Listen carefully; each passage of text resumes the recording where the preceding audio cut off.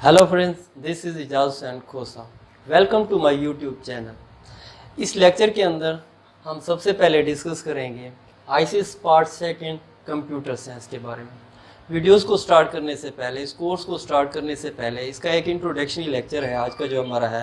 इसके अंदर हम देखेंगे कि जो हमारी सेकंड पार्ट ICS की कंप्यूटर साइंस की बुक है, इसके दो पोर्शन होते हैं। सबसे पहले नंबर पे जो है वो डेटाबेस है और जो दूसरा पोर्शन होता है वो सी लैंग्वेज का है। तो टोटल चैप्टर जो हमारे पास हैं वो 14 हैं। डेटाबेस के जो चैप्टर हैं 1 से लेके 7 तक और 8 से लेके 14 तक जो हमारे टोटल चैप्टर हैं वो भी 7 चैप्टर बनते हैं। तो अब इसमें से जो डेटाबेस के अंदर हमारा पेपर बनता है वो 25% का पेपर बनता है और जो सी लैंग्वेज है उसमें हमारा पेपर 75% का बनता है। तो हमारा ये जो कोर्स जो हमने स्टार्ट किया है वो बेसिकली सी लैंग्वेज से रिलेटेड है। हम जितना भी इसको कवर करेंगे इसमें सारी सी लैंग्वेज के बारे में ही पढ़ेंगे, क्योंकि ज़्यादातर जो पेपर बनता है वो 75% सी लैंग्वेज में से ही बनता है।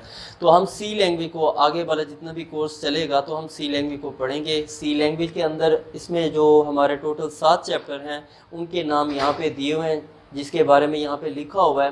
तो आगे इस कोर्स में हम जितनी भी वीडियोस बनाएंगे वो इन चैप्टर के बारे में होगा। इसमें जितनी भी सारी चीज़ें सी लैंग्वेज में आ जाती हैं वो हम डिस्कस करेंगे इंशाल्लाह।